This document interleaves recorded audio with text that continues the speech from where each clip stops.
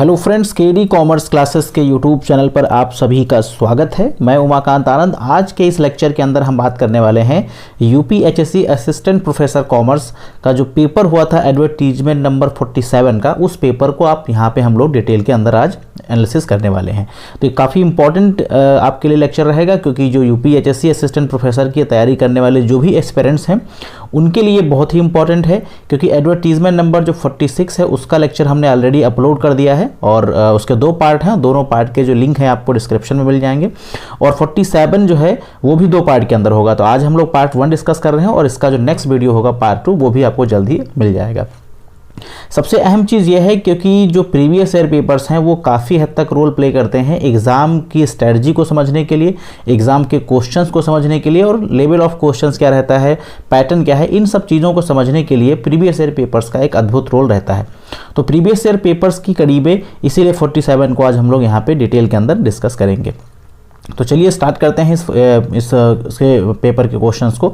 एक चीज़ और इम्पॉर्टेंट जो आपके साथ डिस्कस करना चाहूँगा, जैसा कि आप सभी इस चीज़ से अवगत हैं कि जो पेपर होता है वो 2 पार्ट में होता है। पहले सेक्शन के अंदर आपको जो क्वेश्चंस मिलते हैं वो 40 क्वेश्चंस मिलते हैं, और उसके बाद आपको 4 इलेक्टिव मिलते हैं, इलेक्टिव 1, इलेक्टिव 2, इलेक्टिव 3 और इलेक्टिव 4, जिसमें से आपको 20 क्वेश्चंस का हर इलेक्टिव होता है। तो उन 20 क्वेश्चंस के लिए आपको कोई एक इलेक्टिव सेलेक्ट करना होता है। तो आज के इस लेक्चर के अंदर हम सिर्फ 50 क्वेश्चंस का डिस्कशन करेंगे। जो रिमेनिंग 80 क्वेश्चंस होंगे वो हम लोग नेक्स्ट वीडियो के अंदर डिस्कस करेंगे, क्योंकि बहुत बड़ा वीडियो हो जाएगा। इसीलिए हम लोग कोशिश करेंगे कि 2 पार्ट में इसको डिस्कस कर लेंगे, ताकि आसानी से इस पूरे लेक्चर को समझा जा सके। चलिए, तो इन 50 क्वेश्चंस को स्टार्ट करते हैं। और सबसे पहले जो पहला क्वेश्चन है वो आपकी स्क्रीन पे, trade related intellectual property right and trade related investment measures are associated with. बहुत ही इंपॉर्टेंट क्वेश्चन है, बिल्कुल डायरेक्ट क्वेश्चन।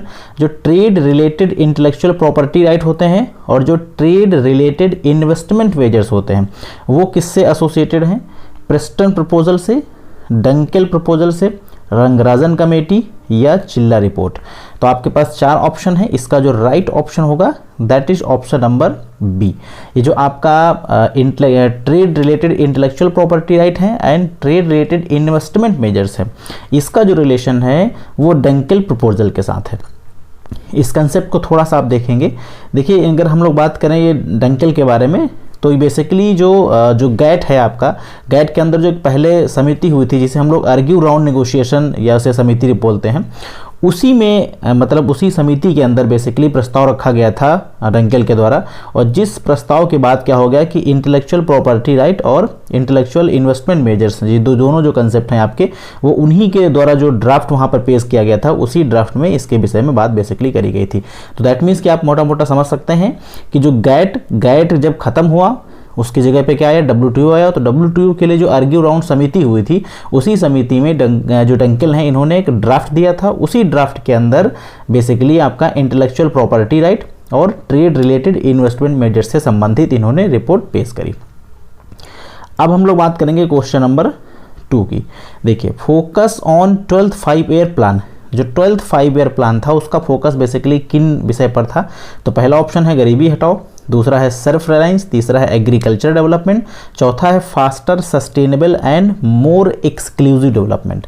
तो जो 12वीं पंचवर्षीय योजना थी उसका जो बेसिक पर्पस था आपका, वो क्या था? उसका बेसिक पर्पस था option number D, that means कि faster sustainable and more inclusive development. यानी जो बेसिकली 12वां पंचवर्षीय योजना थी उसका बेसिक पर्पस ये रखा गया कि हमारे देश के अंदर जो डेवलपमेंट है वो फास्ट हो और सस्टेनेबल डेवलपमेंट हो। सस्टेनेबल शब्द का बेसिकली मतलब यहाँ पर यह है कि डेवलपमेंट इस प्रवृत्ति से हो कि हमारी आने वाली जनरेशन को किसी तरीके का नुकसान ना हो। यानी हम चीज़ों का इस तरीके से इस्तेमाल करें कि उनकी जो क्षमता है वो बिल्कुल ख़त्म ना हो, हमारी जो नेक्स्ट जनरेशन है वो भी उसका बेनिफिट ले सके। तो बेसिकली सस्टेनेबल डेवलपमेंट की यहाँ बात करी गई है, और एक पर्पज़ रखा गया था कि for this purpose seeks to achieve 4% growth in agriculture. Agriculture sector में एक टारगेट क्या था कि 4% का ग्रोथ हो, और जो बेसिकली मैन्युफैक्चरिंग सेक्टर है उसमें टारगेट रखा गया था कि 10% का ग्रोथ रेट है ये मतलब पाया जाए। तो ये बेसिकली हमारे जो आपका 12th 5 ईयर प्लान था ये उसका मेजर ऑब्जेक्टिव था। अब बढ़ेंगे क्वेश्चन नंबर 3 पे। क्वेश्चन 3 देखिए, बहुत ही अहम क्वेश्चन है। इसमें पूछा गया है which of the following act was replaced by competition act. ये कई बार क्वेश्चन पूछा गया एग्जाम में। कॉम्पिटिशन एक्ट ने किस एक्ट को रिप्लेस किया? तो फेरा को, एमआरटीपी को, पोटा और नॉट, यानी नन ऑफ दीज। तो बेसिकली जो कंपटीशन एक्ट है इसने एमआरटीपी एक्ट को रिप्लेस किया था, यानी ऑप्शन नंबर बी इसका राइट ऑप्शन हो जाएगा।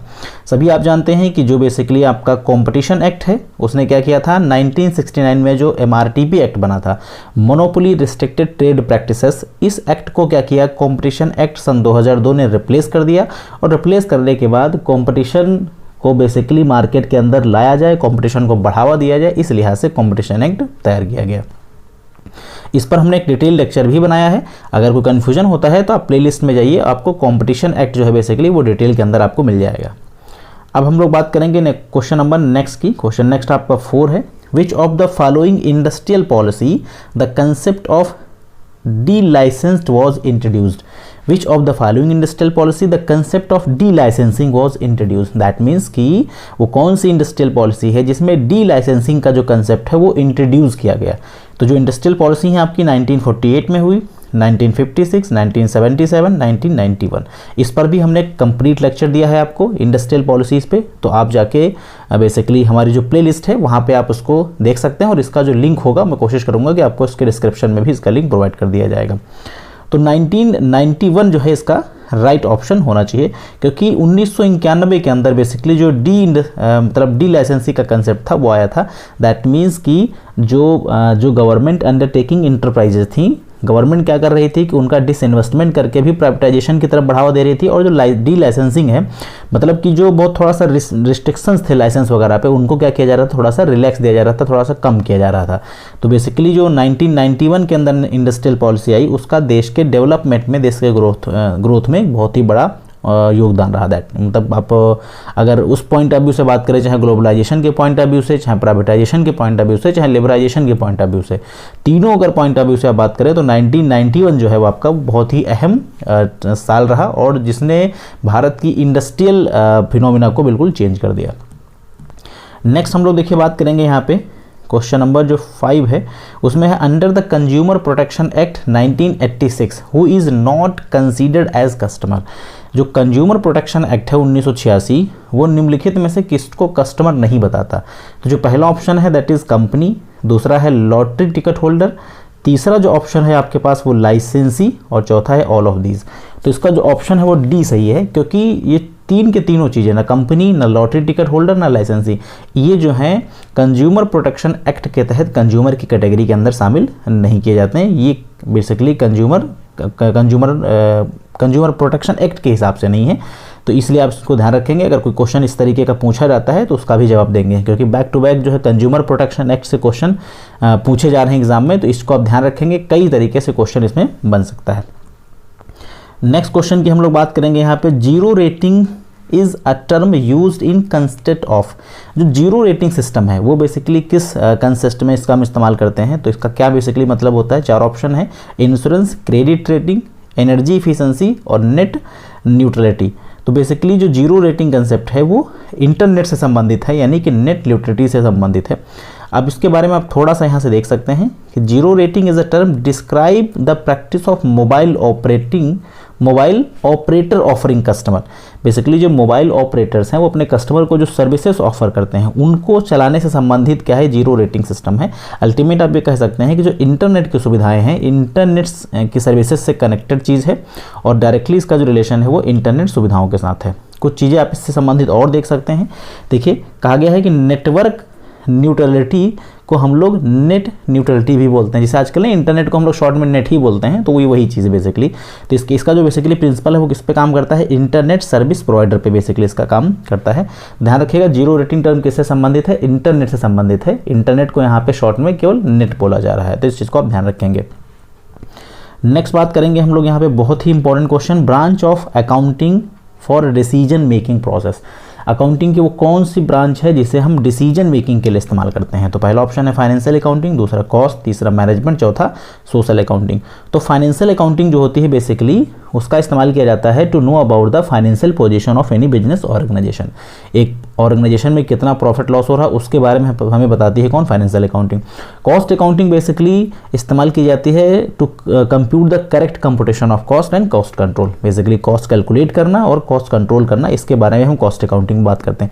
लेकिन जो मैनेजमेंट अकाउंटिंग है, मैनेजमेंट अकाउंटिंग बेसिकली अकाउंटिंग की वो ब्रांच है जिसमें हमको बिजनेस से संबंधित जो डिसीजंस होते हैं उनको लेने के लिए कुछ स्किल्स हैं जो सिखाई जाती हैं। तो दैट मीन्स कि बिजनेस डिसीजन मेकिंग के लिए कौन सी अकाउंटिंग यूज होती है, मैनेजमेंट अकाउंटिंग। तो इसका जो ऑप्शन होगा सी ऑप्शन राइट हो जाएगा। नेक्स्ट हम लोग बात करेंगे क्वेश्चन नंबर 8 की। क्वेश्चन 8 भी बहुत ही इंपॉर्टेंट क्वेश्चन है। Amount of security premium can be utilise. अगर आप इस क्वेश्चन को देखें तो ये क्वेश्चन कई एग्जाम के अंदर पूछा गया। ये सेम क्वेश्चन 46 में भी पूछा गया था, एडवर्टीजमेंट नंबर 46 में भी ये क्वेश्चन, लैंग्वेज बदल गई थी, कंसेप्ट बदल वही सेम था, बस सिर्फ लैंग्वेज बदल गई थी। तो सोचिए कि कितना इंपॉर्टेंट क्वेश्चन है। बैक टू बैक कुछ क्वेश्चन ऐसे हैं जो रिपीट हो रहे हैं, इसलिए प्रीवियस ईयर पेपर आपकी काफ़ी हेल्प करेंगे एग्जाम के पैटर्न को समझने के लिए। तो जो अमाउंट ऑफ सिक्योरिटी प्रीमियम है उसका कहाँ इस्तेमाल होता है, सबसे पहले है making issue off fully paid of bonus share, दूसरा है रिटर्न ऑफ प्रीलिमिनरी एक्सपेंसेस, तीसरा है making payment of preliminary on redemption of preference share. तो इसका जो डी ऑप्शन वो राइट हो जाएगा, क्योंकि जो सिक्योरिटी प्रीमियम का अमाउंट है वो तीनों जगह इस्तेमाल किया जाता है। हम लोग क्या कर सकते हैं, बोनस से fully paid up bonus share भी इशू कर सकते हैं। इसके अतिरिक्त हम लोग क्या कर सकते हैं, प्रीलिमिनरी एक्सपेंसेस को रिटर्न ऑफ भी कर सकते हैं, और हम लोग रिडम्पशन ऑफ डिवेंचर्स भी कर सकते हैं। तो यहाँ पे देखिए मैंने इसके संबंध में कुछ और भी चीज़ें दे दी हैं ताकि आप इसको कायदे से समझ सकें, और अगर कोई नेक्स्ट क्वेश्चन आता है तो उसे भी कर सकेंगे। तो पहला देखिए इसके यूज़ जो है आपका वो बोनस शेयर के लिए है, दूसरा प्रीलिमिनरी एक्सपेंसेस को रिटर्न ऑफ करने के लिए है।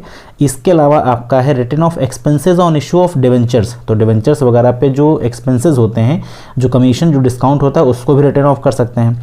इसके अलावा बेसिकली आपका जो रिडम्पशन ऑफ डिवेंचर्स होता है या जो प्रेफरेंस शेयर होते हैं वहाँ भी यूज़ हो सकता है।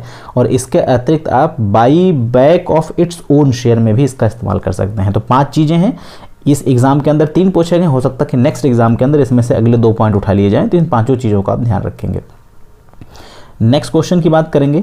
नेक्स्ट क्वेश्चन नंबर 9, इसमें कहा गया है कि a company can buy back its share as per section of company act. जो इंडियन कंपनी एक्ट है उसके किस सेक्शन के तहत जो कंपनी है वो बाई बैक कर सकती है शेयर को। तो इसका जो सही ऑप्शन है दैट इज 68, यानी जो सेक्शन 68 है वो आपसे कहता है, वो आपको परमिशन देता है कि आप कंपनी के शेयर को बाई बैक कर सकते हैं। तो कुछ कंडीशंस हैं, देखिए यहाँ पे इनके बारे में कुछ चीज़ें आप देख लेंगे। जैसे कहा गया है कि sources of by back share जो है आपका, it's free reserve, the security premium account and the proceed of issue of any share और अदर स्पेसिफाइड सिक्योरिटीज़। तो बेसिकली जो बाई बैक शेयर है वो इन 3 चीज़ों से हो सकता है, रिजर्व से हो सकता है, सिक्योरिटी प्रीमियम से हो सकता है, और आपका किससे हो सकता है, share of other specified securities से। तो कंसेप्ट को ध्यान रखेंगे। 68 जो है आपका सेक्शन यूज़ होता है बेसिकली बाई बैक शेयर में। चलिए नेक्स्ट क्वेश्चन जो है आपका क्वेश्चन नंबर 10। क्वेश्चन 10 आपसे कह रहा है the consolidated financial statement is prepared in accordance with. जो कंसोलिडेटेड फाइनेंशियल स्टेटमेंट होते हैं वो किस बेसिकली मतलब अकाउंटिंग स्टैंडर्ड के द्वारा प्रिपेयर होते हैं। 4 ऑप्शन हैं, AS21, AS17, AS14 and AS13। तो जो कंसोलिडेटेड फाइनेंशियल स्टेटमेंट है वो प्रिपेयर होते हैं AS21 से। यहाँ पे ऑप्शन जो है वो गलत शायद चूज़ कर लिया गया है, तो इसको आप करेक्ट कर लेंगे। इसका जो राइट ऑप्शन होगा that is option number A होना चाहिए था 21। AS21 जो है आपका वो बताता है कि फाइनेंस जो कंसोलिडेटेड फाइनेंशियल स्टेटमेंट है वो कैसे प्रिपेयर किए जाएंगे। नेक्स्ट क्वेश्चन की हम लोग बात करेंगे question number 11। A budget which is prepared for more than 1 level of activity. अगर कोई भी बजट एक से ज़्यादा लेवल ऑफ एक्टिविटी की बात करता है तो वो कौन सा बजट होगा। पहला ऑप्शन है फिक्स बजट, तो फिक्स तो नहीं हो सकता क्योंकि फिक्स तो एक से ज़्यादा की बात नहीं कर सकता है। जीरो बेस बजट भी नहीं हो सकता है, तो इसका जो सही ऑप्शन होगा वो क्या होगा, वो होगा फ्लेक्सिबल बजट, क्योंकि फ्लेक्सिबल बजट हमेशा more than 1 level of activity के लिए प्रिपेयर किए जाते हैं। नेक्स्ट क्वेश्चन हम लोग देखेंगे। अगर आप चाहें तो फ्लेक्सिबल बजट का स्क्रीनशॉट ले सकते हैं, इससे संबंधित कुछ फैक्ट्स हैं जो यहाँ पे दिए गए हैं। क्योंकि फ्लेक्सिबल बजट को कई और नामों से भी जाना जाता है, जिसे हम वेरिएबल बजट भी बोलते हैं, डायनेमिक बजट भी बोलते हैं, स्लाइडिंग स्केल बजट बोलते हैं, स्टेप बजट बोलते हैं। तो कई इसके नाम हैं, कई तरीके से क्वेश्चन आगे भी बन सकता है, इसलिए इस नोट्स को आप स्क्रीनशॉट से लेके पढ़ सकते हैं। नेक्स्ट क्वेश्चन की ओर हम लोग बढ़ेंगे। नेक्स्ट क्वेश्चन है आपका क्वेश्चन नंबर 12। यहाँ पूछा जा रहा है आपसे desired contribution to break even point. जो ब्रेक इवन होता है, ब्रेक इवन पॉइंट पे जो डिज़ायर कंट्रीब्यूशन होता है उसे हम लोग डिज़ायर प्रॉफिट भी बोलते हैं नॉर्मल भाषा में। तो ये कैसे कैलकुलेट करते हैं, fix cost, fix plus profit, fix plus variable और प्रॉफिट। तो इसका जो सही ऑप्शन है दैट इज ऑप्शन बी। हमेशा जो डिज़ायर प्रॉफिट होता है वो एफ प्लस पी के कंसेप्ट पे काम करता है। दैट मीन्स कि फिक्स कॉस्ट में अगर आप प्रॉफिट को ऐड कर दें, फिक्स कॉस्ट तो आपकी हर हाल में लगनी है, प्रॉफिट आपका एक सर्टेन पैरामीटर्स होगा कि आपको इतना प्रॉफिट कमाना है, तो उस अगर दोनों चीज़ें ऐड कर दें तो आपका डिज़ायर कंट्रीब्यूशन कैलकुलेट हो जाएगा। इसका बी ऑप्शन सही होगा। नेक्स्ट हम लोग बात करेंगे स्वेट शेयर की। ये जो आप, ये स्वीट नहीं है, स्वेट होना चाहिए, ध्यान रखिएगा। Sweat share are issued to, तो स्वेट शेयर किसको इशू करे जाते हैं? पहला है public for consideration in cash, financial institutions और employees of company at discount. तो हमेशा जो स्वेट शेयर होते हैं वो कंपनी के एम्प्लॉइज को डिस्काउंट पे इशू करे जाते हैं। ध्यान रखिएगा, सी ऑप्शन इसका राइट होगा। स्वेट शेयर हमेशा किसको इशू करे जाते हैं? कंपनी के एम्प्लॉइज को डिस्काउंट पर इशू करे जाते हैं। यहाँ पे उसके बारे में आप थोड़ा सा देख सकते हैं क्योंकि एक चीज़ इंपॉर्टेंट है यहाँ पे। एज पर सेक्शन 2 का subsection 88 the company act 2013 defines sweat shares much. इसके बारे में मैं बहुत ज़्यादा आपको डिटेल में नहीं बता रहा हूँ, बस बेसिक चीज़ आपको बता देता हूँ कि कंपनी एक्ट सन 2013 जो है आपको, वो बेसिकली क्या बताता है कि जो स्वेट शेयर हैं वो कंपनी अपने उन एम्प्लॉइज़ को ऑफर कर सकती है जो एम्प्लॉय कंपनी के लिए बहुत ही इंपॉर्टेंट है या कंपनी में उन्होंने एक बड़ा रोल प्ले किया है। उन्हें कंपनी चाहे तो डिस्काउंट पे, मतलब डिस्काउंट पे बेसिकली उन्हें क्या कर सकती है? शेयर इशू कर सकती है। इससे क्या होते हैं कि कंपनी का मतलब कहीं ना कहीं एम्प्लॉइज़ के साथ एक बेटर अंडरस्टैंडिंग में होती है और एम्प्लॉय मोटिवेट होता है ताकि कंपनी की उसको ओनरशिप मिल जाती है, मोटिवेट होता है तो और भी बेटर करने की वो कोशिश करता है। तो ये बेसिकली आपका स्वेट शेयर होता है। इसके बारे में स्क्रीनशॉट लेके भी आप और चीज़ें पढ़ सकते हैं। यहाँ पे कुछ चीज़ें और दी हैं, कंडीशन है कि which company can issue sweat share. ये क्वेश्चन भी बन सकता है आपसे कि कौन सी कंपनी जो है वो स्वेट शेयर इशू कर सकती है। तो हर कंपनी नहीं कर सकती, कुछ कंडीशंस हैं उनको देखेंगे। सबसे पहले 1 person company, private company, public company, section 8 के अंदर जो कंपनी आती हैं वो, और इसके अलावा लिस्टेड और अनलिस्टेड कंपनी। तो बेसिकली ये 5 प्रकार की ऐसी कंपनीज हैं जो स्वेट शेयर इशू कर सकती हैं। तो ये आपको ध्यान रखना, हो सकता है क्वेश्चन आने वाले एग्जाम में यहाँ से उठा लिया जाए। नेक्स्ट क्वेश्चन की बात करेंगे, क्वेश्चन नंबर 14। इसमें पूछा जा रहा है आपसे कि identify the preferential creditor as per company act. यहाँ पे प्रूडेंशियल गलत हो गया, इसे आप सही कर लेंगे। प्रेफरेंशियल क्रेडिटर की बात करी जा रही है, यानी identify the preferential creditor as per Indian company act. तो इंडियन कंपनी एक्ट के हिसाब से जो प्रेफरेंशियल क्रेडिटर है वो कौन है? All taxes, cesses and rate payable to government. यानी गवर्नमेंट को जो हम टैक्स, जो सेस पे करेंगे, चाहे वो एजुकेशन सेस हो, चाहे हेल्थ सेस हो, चाहे आपका कोई भी अमाउंट पेबल है, वो चीज़ आपकी कहाँ आती है? वो प्रेफरेंशियल क्रेडिटर के अंदर आती है। इसका मतलब है कि इसका जो ऑप्शन सही होगा वो ऑप्शन ए इसका सही हो जाएगा। प्रेफरेंशियल क्रेडिटर के बारे में आप यहाँ से देख सकते हैं कि प्रेफरेंशियल क्रेडिटर के लिए बेसिकली क्या है? गवर्नमेंट, मतलब गवर्नमेंट की कोई भी रेवेन्यू जो कि पर्सन से मिलनी है, चाहे वो इन फॉर्म ऑफ टैक्सेस हो, चाहे इन फॉर्म ऑफ सेसेस हो, वो सारी चीज़ें हैं प्रेफरेंशियल क्रेडिटर के अंदर शामिल की जाती हैं। तो इसको आप ध्यान रखेंगे। नेक्स्ट जो क्वेश्चन है आपका, क्वेश्चन नंबर 15, बिल्कुल डायरेक्ट क्वेश्चन पूछा गया फिर से। The concept of selling cost has been propounded by. जो सेलिंग कास्ट का कंसेप्ट है, सेलिंग कॉस्ट का कंसेप्ट है, वो किसने दिया था? पीगू ने दिया है, चैम्बरलिन, स्मिथ और रॉबिन्सन। तो बेसिकली जो सेलिंग कंसेप्ट है आपका वो प्रोपाउंड किया गया है प्रोफेसर चैम्बरलिन के द्वारा। बी ऑप्शन इसका राइट हो जाएगा। यहाँ पे देखिए आपसे कहा जा रहा है कि जो बेसिकली सेलिंग कंसेप्ट है ये पहली बार चैम्बरलिन के द्वारा इसको प्रोपाउंड किया गया और उन्हीं के बाद इसमें कई और भी फेरबदल हुए, लेकिन अगर हम फर्स्ट पर्सन की बात करेंगे तो उसका चैम्बरलिन ही सही ऑप्शन होगा। नेक्स्ट क्वेश्चन आपका क्वेश्चन 16, अगेन डायरेक्ट क्वेश्चन देखिए। King demand curve is related. तो आप सभी जानते हैं जो किंग डिमांड कर्व है वो किससे संबंधित है? किंग डिमांड पर कर्व आपका जो है ओलिगोपोली मार्केट से संबंधित है।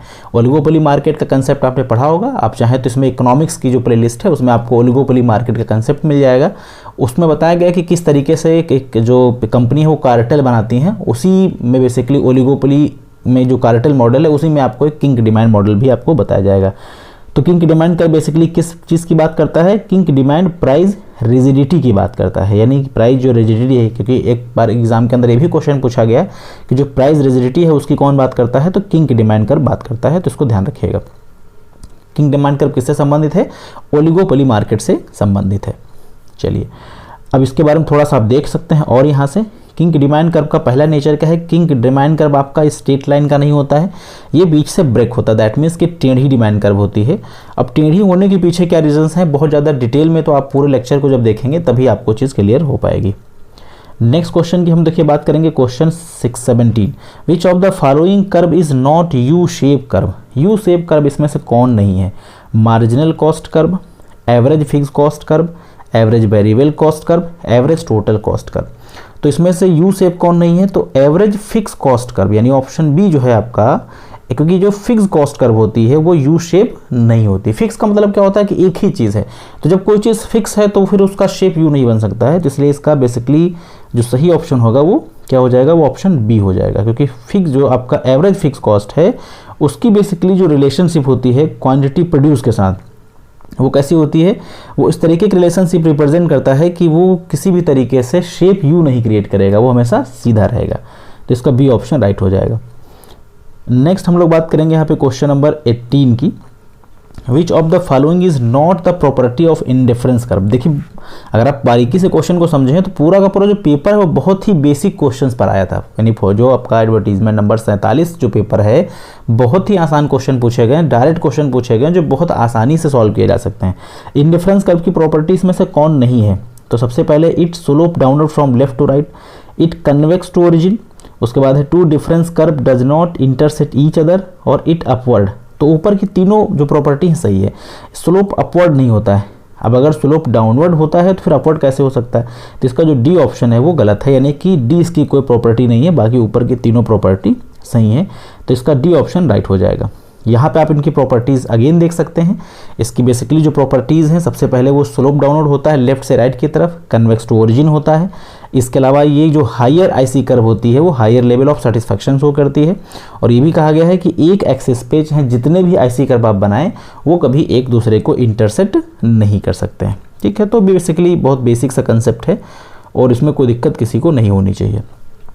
चलिए नेक्स्ट क्वेश्चन की बात करेंगे, demand curve of Giffen goods. जो गिफन गुड्स होता है बेसिकली गिफन गुड्स का डिमांड कर्व कैसा बनता है, तो वर्टिकल बनता है, horizontal, slope downward, slope upward to right and slope downward to right. Giffen goods क्या है, Giffen goods law of demand का एक्सेप्शन है, मतलब लॉ ऑफ डिमांड कहता है कि प्राइस और डिमांड में कैसा रिलेशन है, इन्वर्स रिलेशन है। लेकिन क्या है गिफन गुड्स क्या इसका अपवाद है, तो अपवाद का मतलब है कि इसका एक्सेप्शन है। अब एक्सेप्शन में जो नेचर है वो नेचर से अपोजिट काम हो जाएगा। तो वैसे तो जो आपकी डिमांड कर्व होती है वो हमेशा स्लोप डाउनवर्ड होती है इस शेप में। ठीक है, तो अगर अपवर्ड मतलब गिफन गुड्स का केस होगा तो क्या होगी, स्लोप डाउनवर्ड टू लेफ्ट ना होकर कुछ मतलब स्लोप डाउनवर्ड ना होकर क्या होगी, वो अपवर्ड हो जाएगी। तो इसका जो सही ऑप्शन होगा that is option number C, option C इसका राइट ऑप्शन हो जाएगा। शायद क्लियर हो चुकी होगी, यानी कि जो लॉ ऑफ डिमांड है वो स्लोप डाउनवर्ड पे काम करता है और इसका एक्सेप्शन क्या है कि वो अपवर्ड हो जाता है। तो गिफन गुड्स क्या है, वो लॉ ऑफ डिमांड का एक्सेप्शन है, इसीलिए इसका सही ऑप्शन जो होगा that is option number C. चलिए यहाँ इसके बारे में देखिए आपको बताया भी गया है कि जो भी केसेस होंगे वो तो गिफन गुड्स यहाँ पे केस लिया गया है, कोई भी अगर लॉ ऑफ डिमांड का एक्सेप्शन होगा तो उस केस में जो आपकी डिमांड कर्व होगी वो अपवर्ड ही जाएगी, वो डाउनवर्ड नहीं जाएगी।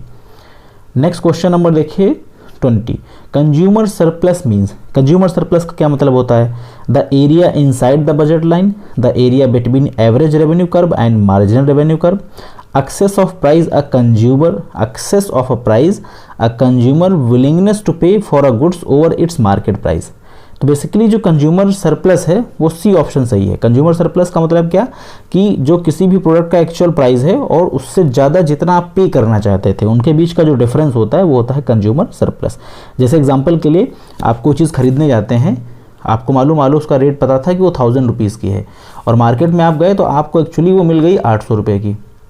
तो आप पे तो करना चाह रहे हैं कितना, पे तो आप 1000 रुपये करना चाह रहे थे लेकिन मिल कितने गई 8 की, तो जो आपका 200 रुपये बचा है वो क्या है, वो कंज्यूमर सरप्लस है। तो यहाँ पे सी ऑप्शन इसका राइट ऑप्शन हो जाएगा। नेक्स्ट देखिए क्वेश्चन नंबर आपके पास 21, if the relationship between two random variable x and y is 2x + 3y = 4 then correlation coefficient them will be. तो कोरिलेशन कोफिशिएंट जो होगा आपका पहला ऑप्शन है -2/3, -1, +1 एंड नन ऑफ दीज। तो इसका जो राइट ऑप्शन होगा that is option number B, -1 इसका आंसर कैलकुलेट होगा। हालांकि यहाँ पे चूंकि कैलकुलेशन नहीं किया गया है बट इसका जो सही ऑप्शन होगा that is answer number B.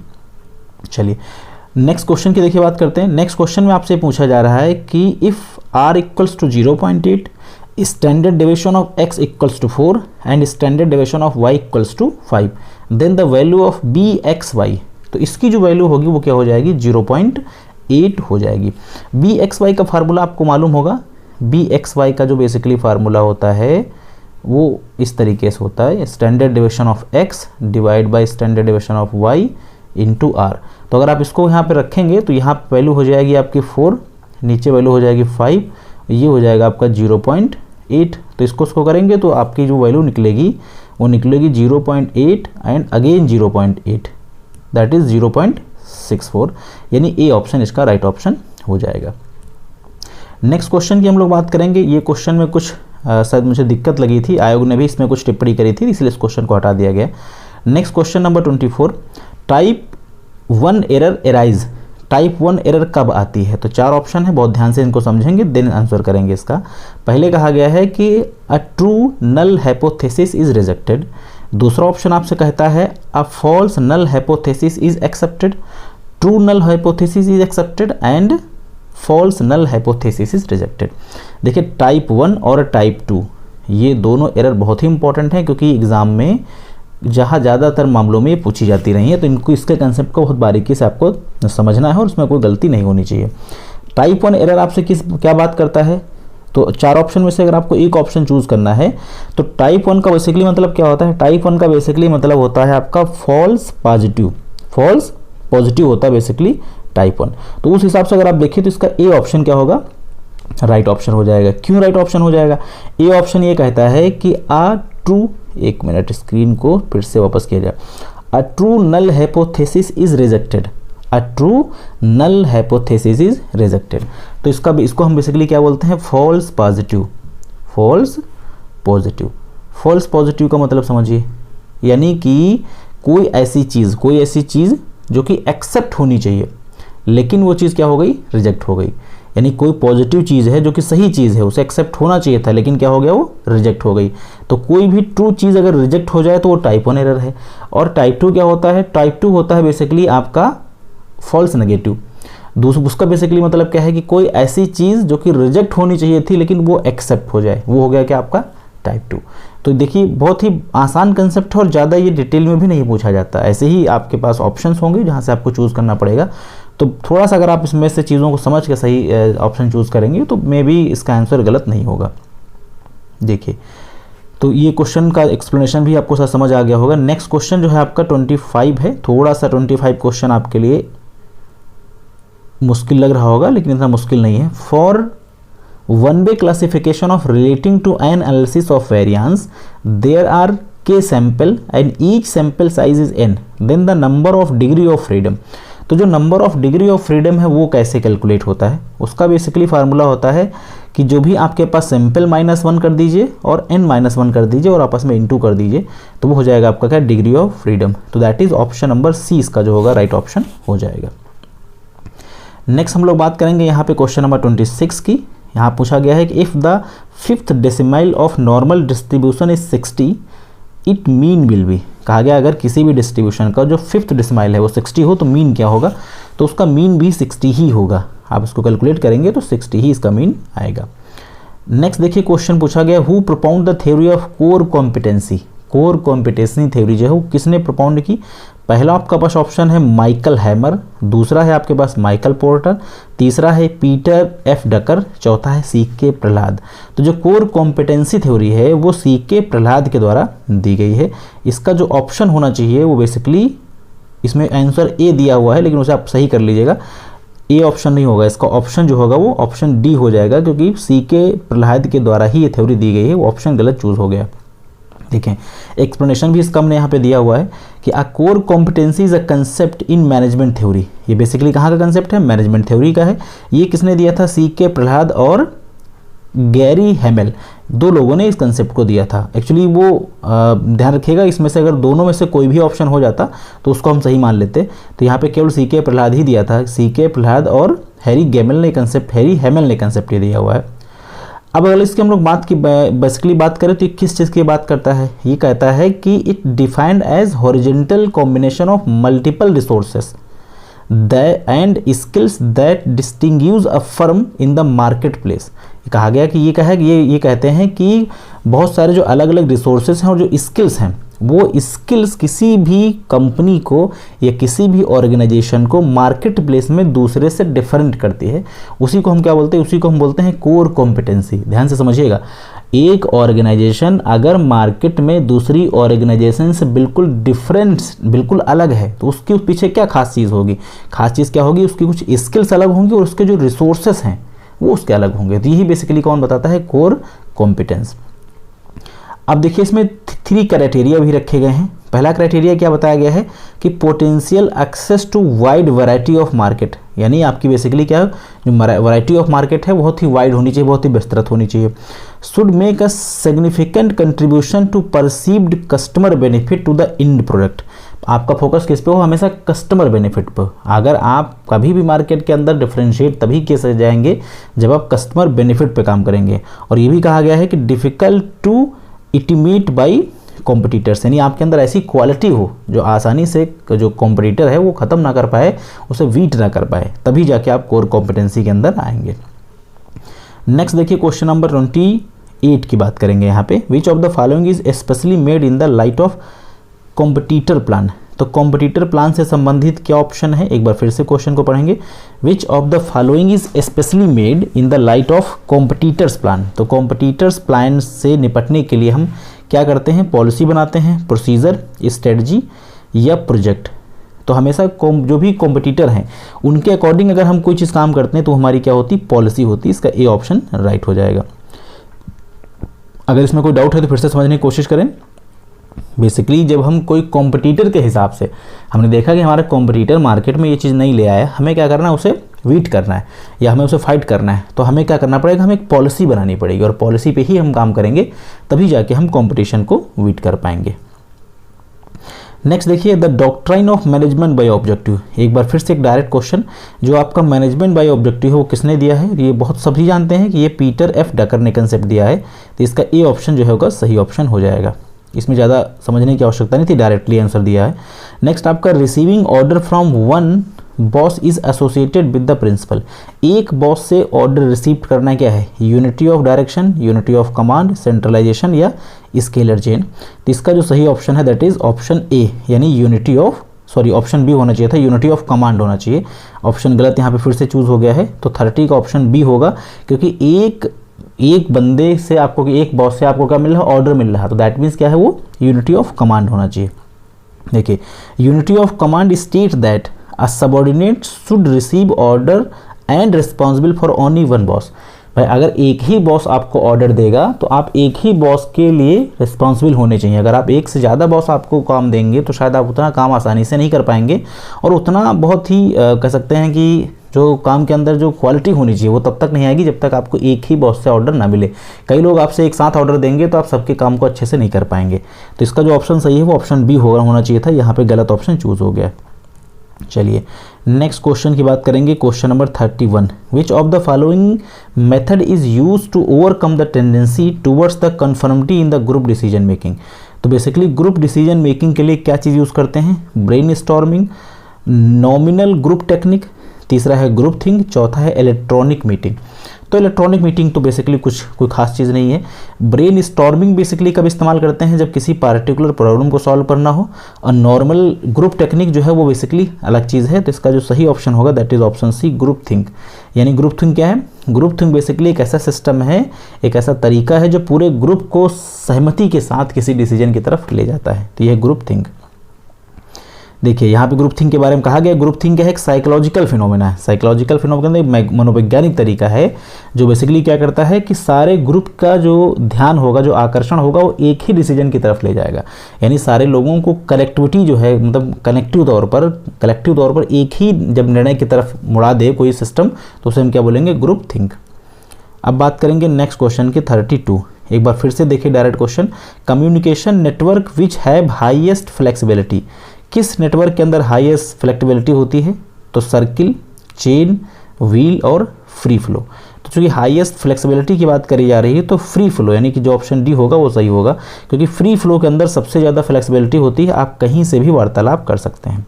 अब अगर आप फ्री फ्लो को देखें तो फ्री फ्लो एक ऐसा सिस्टम है जो बेसिकली स्टार फॉर्म में है, इसे आप इस तरीके से बना सकते थे। स्टार बहुत ठीक बना नहीं पाया, लेकिन फिर भी स्टार इस तरीके जो भी कुछ बनता है स्टार, मतलब स्टार का बेसिकली मतलब क्या है कि बिल्कुल फ्री है, आप किसी से भी कम्युनिकेशन कर सकते हैं। तो फ्री फ्लो को हम स्टार भी बोलते हैं, लेकिन यहाँ पे डायरेक्टली स्टार नहीं दिया था, ये फ्री फ्लो दिया था, तो इसका फ्री फ्लो ऑप्शन राइट होगा, डी ऑप्शन सही होगा। नेक्स्ट क्वेश्चन आपके लिए क्वेश्चन नंबर, देखिए यहाँ पे चित्र जो है आपको समझ आ पा रहा होगा, स्टार किस तरीके से बनाया गया है कि कोई भी पर्सन किसके भी कम्युनिकेशन कर सकता है। चलिए नेक्स्ट क्वेश्चन की ओर बढ़ते हैं। Next question number 33, broad concept of supply of money. Supply of money का जो ब्रॉड कंसेप्ट है वो क्या है? M1 plus time deposit with bank, M1 plus post deposit with bank, M1 plus C plus DD plus OD और time deposit plus post deposit. तो basically जो concept of money, जो ब्रॉड कंसेप्ट ऑफ मनी है वो basically बताता है M1 plus C plus DD plus OD, that means कि option number C, option C जो होगा इसका राइट ऑप्शन हो जाएगा। इनका मतलब आप देख लीजिए, M1 plus C plus DD plus OD में क्या किसका क्या मतलब है? C यहाँ पर डिनोमिनेट करता है करेंसी को, DD आपका डिमांड डिपॉजिट, OD जो आपका अदर डिपॉजिट्स की बात करता है और C जो है वो करेंसी की बात करता है। तो बेसिकली जो है यही इसका सही कंसेप्ट है मनी सप्लाई का, जो ब्रॉड कंसेप्ट है। अब बात करेंगे क्वेश्चन नंबर 34 की, which of the following is not functions of Reserve Bank of India. तो रिजर्व बैंक ऑफ इंडिया का कौन सा फंक्शन नहीं है? पहला क्रेडिट कंट्रोल, तो क्रेडिट कंट्रोल फंक्शन है, इशू ऑफ नोट भी फंक्शन है, to accept deposit from public, RBI public से डिपॉजिट एक्सेप्ट करने का काम नहीं करती है, तो इसका C ऑप्शन जो होगा सही होगा। RBI पब्लिक के साथ डायरेक्टली डीलिंग नहीं करती, कॉमर्शियल बैंक्स या और भी जो बैंक्स हैं वो डील करती हैं, तो इसका C ऑप्शन सही होगा, यानी ये RBI काम नहीं करती है, लेकिन रेगुलेट द बैंकिंग सेक्टर यानी कि जो डी आपका ऑप्शन है वो RBI काम करती है, तो इस C ऑप्शन इसका राइट होगा। नेक्स्ट क्वेश्चन नंबर 35 की देखिए हम लोग बात करेंगे, उससे पहले एक बार आप एक नज़र डाल लेंगे इसे फंक्शन पे, कौन कौन से फंक्शन है? इशू ऑफ नोट्स है, बैंकर टू गवर्नमेंट है, बैंकर्स बैंक है आपका, कंट्रोल ऑफ क्रेडिट है, कस्टोडियन ऑफ फॉरेन एक्सचेंज भी है, और इसके अलावा और भी बहुत सारे फंक्शंस हैं, जैसे कि कुछ बेसिकली अलग अलग तरीके के फंक्शंस हैं जो कि अलग अलग ऑर्गेनाइजेशन के माध्यम से RBI करवाता है, तो ये उसके बेसिकली फंक्शंस हैं। नेक्स्ट हम लोग देखिए बात करेंगे, यहाँ पे एक क्वेश्चन दिया जिसमें मैच कराना है आपको, तो बड़ा सिंपल क्वेश्चन है, इसमें कुछ खास कलाकारी नहीं है, आसानी से कर लेंगे आप। देखिए मैच कराना है, बैंकिंग जो रेगुलेशन एक्ट है वो कब आया था? बैंकिंग रेगुलेशन एक्ट आया था 1949 के अंदर। इसके अलावा इंपीरियल बैंक ऑफ इंडिया कब बना था? 1921 में। यूनिट ट्रस्ट ऑफ इंडिया कब आया था? 1964 में। तो बहुत आसानी से आपने मैच करा लिया इसे। नेक्स्ट बढ़ेंगे हम लोग क्वेश्चन नंबर नाबार्ड, तो नाबार्ड का जो सही ऑप्शन होगा वो 1982 ही है, यानी नाबार्ड 1982 के अंदर ही बना था। चलिए नेक्स्ट क्वेश्चन की तरफ बढ़ेंगे, question number 39, lead bank scheme was launch in the year. जो लीड बैंक स्कीम है वो कब लॉन्च हुई थी? 1966, 1969, 1972, 1975। तो लीड बैंक कब लॉन्च हुआ था? लीड बैंक बेसिकली लॉन्च हुआ था 1969 में, इसका बी ऑप्शन राइट हो जाएगा। देखिए यहाँ पे थोड़ा सा इससे संबंधित इन्फॉर्मेशन भी है। RBI ने basically lead bank scheme launch करी थी कब? 1969 के अंदर। तो ध्यान रखेंगे 1969 के अंदर ये सुविधा लॉन्च की गई, और इसमें ईच डिस्ट्रिक्ट में मतलब बेसिकली डिस्ट्रिक्ट वाइज बैंकिंग की जो सुविधाएं हैं वो और ज़्यादा बेहतर की जाएँ और ज़्यादा से ज़्यादा लोगों के मतलब पहुँच के हिसाब से बैंकें इस्टेब्लिश करी जाएँ। नेक्स्ट जो क्वेश्चन है 37, ये एक बहुत ही इंपॉर्टेंट क्वेश्चन है, ये कई एग्जाम के अंदर पूछा गया है। जो नाबार्ड है बेसिकली वो किसके रिकमेंडेशन से इस्टेब्लिश हुआ था? तो आपका जो दिया हुआ पहला गोईपोरिया कमेटी, नरसिम्हम शिवरमन टंडन कमेटी। तो नाबार्ड का इस्टेब्लिशमेंट हुआ था शिवरमन कमेटी के माध्यम से, ऑप्शन C इसका राइट होगा। शिवरमन कमेटी नाबार्ड किसने इस्टेब्लिश किया, किस मतलब कमेटी के आधार पर? तो होगा Sivaraman committee. Next question number 38, यहाँ से स्क्रीनशॉट ले सकते हैं इसका। एक्ट नाबार्ड का बेसिकली एक्ट बना था कब? 1981 में, और ये बैंकिंग काम इसने स्टार्ट किया था 1982 में, और कमेटी कौन सी थी? शिवरमन कमेटी। नेक्स्ट देखिए 38 क्वेश्चन की बात कर रहे हैं हम लोग। Which of the following bank was incorporated as one of the public sector in the year 2004-5। सन 2004-5 के अंदर जो आपकी है वो पब्लिक सेक्टर बैंक कौन सी बड़ी पब्लिक सेक्टर बैंक इनकॉर्पोरेट हुई थी? तो वो हुई थी IDBI, industrial development bank of India, यानी ऑप्शन नंबर बी इसका राइट ऑप्शन हो जाएगा। इसके बारे में आप थोड़ा सा पढ़ भी सकते हैं, कुछ चीज़ें इससे संबंधित हैं। बेसिकली जो आपकी industrial development bank of India है वो इस्टेब्लिश हुई थी 1964 में, लेकिन बैंकिंग कार्य के लिए इसका जो आपका बेसिकली फॉर्मेशन हुआ था, मतलब इनकॉर्पोरेशन हुआ था बैंकिंग बिजनेस के लिए, वो हुआ था आपका 1 अक्टूबर 2004 के अंदर। तो 4-5 के लिए इसका जो सही आंसर है आपका वो IDBI ही है। क्वेश्चन नंबर 39 देखेंगे, again direct question. When was the cement industry was D licensed? तो सीमेंट इंडस्ट्री कब डी लाइसेंस्ड हुई थी? ये भी हुई थी आपकी कब? 1991 में। तो सी इसका ऑप्शन सही होगा। एक क्वेश्चन और भी पूछा गया था जहाँ पे बात करी गई थी, शायद इसमें ऑप्शन इसमें भी एक बार फिर से गलत चूज़ हो गया है, तो ऑप्शन थोड़ा सा ठीक कर लीजिएगा। सही ऑप्शन जो होगा ऑप्शन नंबर इसका सी ही होना चाहिए, 1991 होना चाहिए, लेकिन वो गलती से जो ऑप्शन है वो ए वाला चूज़ हो गया है। तो इसका सी ऑप्शन सही होगा 1991। 1991 के अंदर डी लाइसेंसिंग का सिस्टम ही आया था और तभी जाके बेसिकली सीमेंट इंडस्ट्री को भी डी लाइसेंस करने की बात करी गई थी। अब आएंगे क्वेश्चन 14 पे। विच of the following which 5-year plan the national rural health mission was started? National rural health कब स्टार्ट हुआ था? 6, 9, 10th और 11th। तो इसका जो राइट ऑप्शन होगा दैट इज 11th, यानी जो 11th 5-year प्लान था उसमें नेशनल रूरल हेल्थ मिशन की बात करी गई थी। देखिए जो आपका 11वां 5-year प्लान था वो सन 2007 से सन 2012 तक था, और इसका बेसिकली जो मिशन था वो नेशनल रूरल हेल्थ मिशन ही था इसका। और इसकी कोशिश क्या थी कि बेसिकली जो मतलब पूरे राष्ट्रीय स्तर पर जो हेल्थ की समस्याएं हैं उनसे निपटारा पाया जाए और उन्हें बेहतर तरीके से डेवलप किया जाए। नेक्स्ट क्वेश्चन आप देखेंगे, क्वेश्चन नंबर 41। क्वेश्चन 41 आपसे कहता है which of the following are not the sources of revenue of central government? तो सेंट्रल गवर्नमेंट के इसमें कौन से सोर्सेस नहीं है रेवेन्यू के? Personal income tax, corporate tax, central tax और ट्रेड टैक्स। तो इसका सी ऑप्शन राइट होगा। ट्रेड टैक्स आपका जो है बेसिकली वो सेंट्रल गवर्नमेंट का रेवेन्यू का सोर्स नहीं है। पर्सनल इनकम टैक्स जो है वो भी सेंट्रल गवर्नमेंट को जाता है, कॉर्पोरेट टैक्स भी सेंट्रल गवर्नमेंट को जाता है, और सेंट्रल एक्साइज ड्यूटी तो सेंट्रल गवर्नमेंट को जाती है। लेकिन जो ट्रेड टैक्स है, trade tax basically central government को नहीं, ये स्टेट गवर्नमेंट को जाता है। नेक्स्ट बात करेंगे क्वेश्चन नंबर 42 की। First industrial policy was announce in the year? तो पहली इंडस्ट्रियल पॉलिसी कब अनाउंस हुई थी? 1948 में, 1948 में। पहला इसका ए ऑप्शन राइट हो जाएगा। अब हम लोग देखिए बात करेंगे क्वेश्चन नंबर नेक्स्ट की। नेक्स्ट क्वेश्चन आपका 43, again direct question. The headquarter of WTO? तो WTO का हेडक्वार्टर कहाँ पे है आपका? Washington DC, New York, Rome, Geneva. तो WTO का हेडक्वार्टर है आपका वो जिनेवा स्विट्जरलैंड में है। ऑप्शन डी इसका राइट ऑप्शन हो जाएगा। अब बात करेंगे क्वेश्चन नंबर 44 की, again direct question. Which of the following date is observe as public sector day? तो पब्लिक सेक्टर डे किस दिन मनाया जाता है? 21 मार्च को, 10 अप्रैल को, 22 अप्रैल को और 1 मई को। तो पब्लिक सेक्टर डे मनाया जाता है 10 अप्रैल को, यानी हर साल 10 अप्रैल को पब्लिक सेक्टर डे मनाया जाता है। अब बात करेंगे हम लोग क्वेश्चन नंबर 45 की। इसमें पूछा गया है an Indian citizen is leaving India during the previous year? यानी प्रीवियस ईयर में भारत के एक नागरिक ने इंडिया छोड़ी एम्प्लॉयमेंट पर्पज़ के लिए, और कहाँ चला गया? इंग्लैंड चला गया। अब कहा गया है कि how many days he must be in India to stay, मतलब एक रेजिडेंट होने के लिए भारत में उसे कितने दिन रहना चाहिए। तो जो ऑप्शन है उसके हिसाब से एक ही ऑप्शन आपको देखने में ठीक लग रहा होगा, वो भी ऑप्शन नंबर ए, यानी 182 डेज़, क्योंकि 180 डेज़ की कहीं कोई बात ही नहीं करेगी। 150 डेज़ या 90 डेज़ का कोई जिक्र ही नहीं किसी रेजिडेंशियल स्टेटस में, तो 182 डेज़ ही इसका सही ऑप्शन हो जाएगा। इसका पूरा कंसेप्ट अगर आपको देखना है तो इनकम टैक्स का जो मेरे लेक्चर्स हैं उसके अंदर आपको इसका पूरा कंसेप्ट डिटेल के अंदर मिल जाएगा। नेक्स्ट देखिए बात करेंगे क्वेश्चन 46 आपसे कहता है annual value of self occupied house. जो सेल्फ ऑक्युपाइड हाउस होता है, यानी वो घर जिस घर को आप अपने स्वयं रहने के लिए इस्तेमाल कर रहे हैं, उसकी जो एनुअल वैल्यू होगी वो क्या होगी? नील होगी। खुद आप उसमें रहते हैं तो उस पर कोई भी इनकम टैक्स नहीं चार्ज होगा, उसकी एनुअल वैल्यू 0 हो जाएगी, नील हो जाएगी। राइट ऑप्शन डी होगा। नेक्स्ट क्वेश्चन नंबर 47, कहा गया है कि an individual who has lost his both legs from permanently, मतलब एक आदमी के दोनों पैर परमानेंटली ख़राब हो गए हैं, तो उसे जो डिडक्शन मिलेगा वो किस में मिलेगा? उसे मिलेगा अंडर सेक्शन 80U के अंदर, 82 के अंदर उसे डिडक्शन मिलेगा।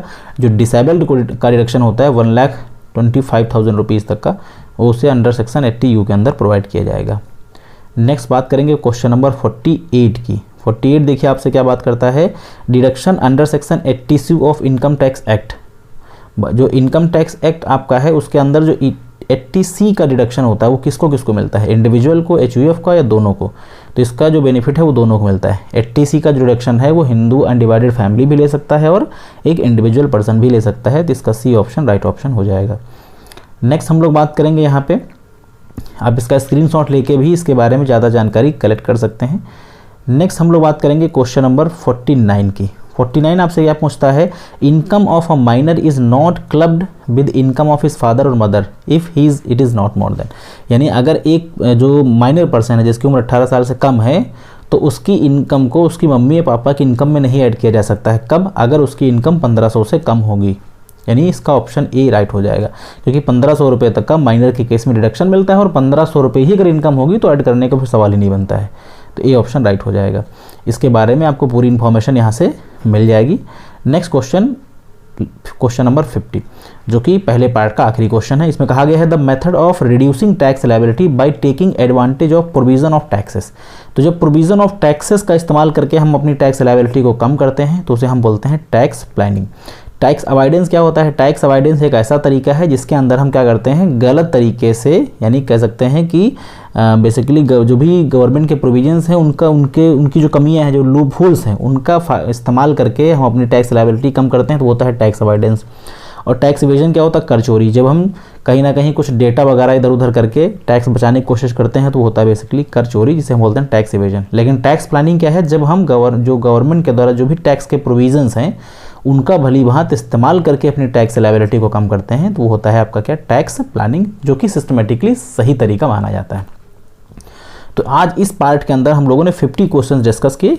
बाकी जो इलेक्टिव वाले क्वेश्चंस हैं, इलेक्टिव 1, 2, 3, 4 यानी 80 क्वेश्चंस का जो नेक्स्ट पार्ट होगा वो जल्दी ही अपलोड किया जाएगा, जिसमें आपको रिमेनिंग क्वेश्चंस मिल जाएंगे। आई थिंक आपको पूरा का पूरा लेक्चर इन्फॉर्मेटिव लगा होगा। अगर किसी क्वेश्चन के अंदर कोई डाउट है तो आप कमेंट सेक्शन के अंदर कमेंट करिएगा और उम्मीद है कि उसका जो भी सही ऑप्शन होगा, जो सही सोल्यूशन होगा वो आपको प्रोवाइड किया जाएगा। So thanks for watching this video. Have a nice day.